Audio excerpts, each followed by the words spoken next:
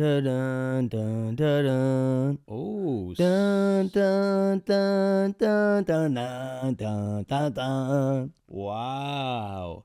I'm guessing, may the 4th be with you. No, March 4th. Thanks in the back. 4th of March. I want to be free. I want to be aware.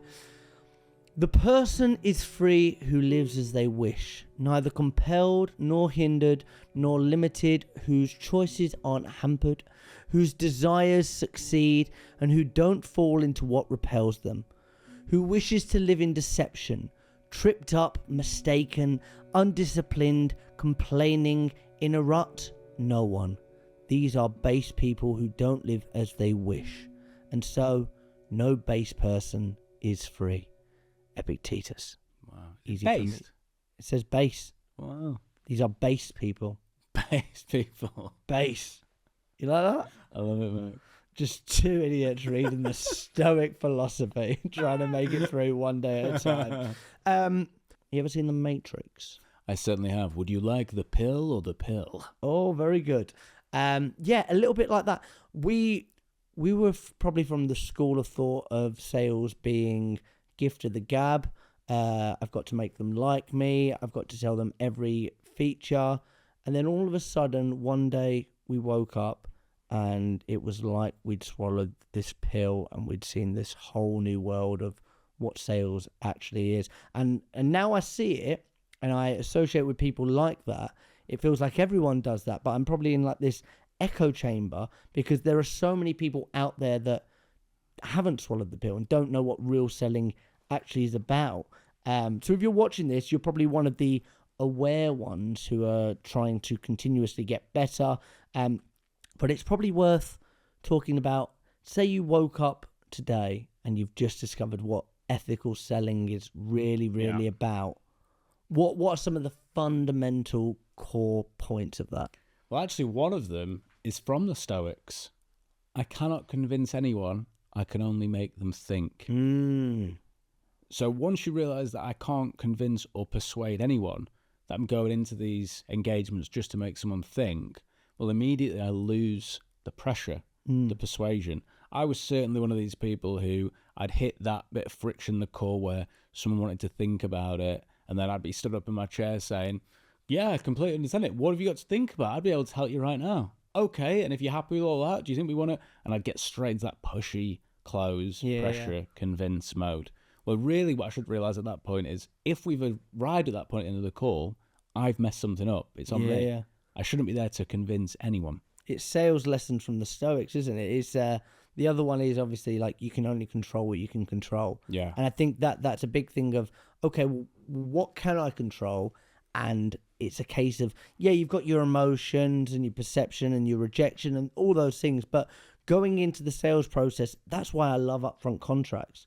Trying to have a mini upfront contract. The brain loves mini commands and mini upfront contracts. So it's putting them in place so that they help you get from A to B and everybody knows the rules. Because it's not fair for a salesperson to go into a conversation with a prospect and you're both playing different games. You've both got different rules. You're both trying to get different things from it. Well, here's what I'm trying to do. Is that fair? Yeah, cool. And if we get there, can we discuss this? Yeah. And if we don't, can we do this? Yeah. We're now all on the same page. But just laying it out there. The other one is just about making people feel seen and heard. Everybody wants to feel important. When I remember walking through, we grew up near the seaside, and I was walking through the seaside with my mum once, and this woman walked past with crazy bright blue hair. Yeah, I know her. Yeah? That might have been your mum. And my mum just stopped and she went, I love your hair. And she went, oh, thank you so much. And we walked and I was like, why did you say that? Because, like, her hair's not that nice, Mum. It's bright blue. And she went, no, but the fact that she's dyed it that colour is probably for a reason. And she probably wants some kind of attention so it's just nice to be nice. And I wanted to make her feel important. And that might make her day. She's a wonderful mum, Estelle. She is lovely. She is lovely. But everybody wants to feel seen or heard or be made to feel important. And if you can do that on sales calls, it's going to help you throughout that process. Yeah. I'll give you another one. Go for no. Okay. So instead of the pressure of yes, if I rang someone up and I said, how would you feel about free energy, cheaper energy, better water, whatever it may be? Oh, I know what you do. Yeah, I'd feel good about it. I would like that. Yeah. And how would you feel if I could do that for you today? Yeah, I would feel good about it. You like, oh, the eyes are rolling by. And you start to give these counterfeit yeses. You can feel gradually, as a salesperson goes more and more for yes, the walls are closing in. And there's that pressure. And often what's going to happen is I'm going to say, yeah, I'll be there. See, I've seen people on LinkedIn posting around, it's usually Americans or people who've learned from the Americans. The cold call is maybe a minute or two long, and it's just them going, I'm looking to get some time in your diary to show you how we might be able to do this, or show you more about this, and people are going, yeah, all right, yeah, Thursday, tomorrow then. They're not showing up. No, the sharp rate is awful on that. Sharp rate is awful on that. So what we've found is the whole structure of everything, even the way I talk in my own life now, is going for no, because it feels much more comfortable. Do you want to hang up on me or let me have 30 seconds?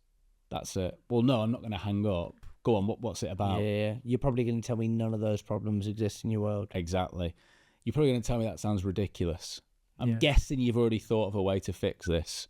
Is there any reason why we couldn't sit down and explore this further? Feels like even if we had something to fix this, you'd probably tell me you weren't interested. Yeah. Because there's a lot more safety in no. The room to say no is one of the core principles of what we do.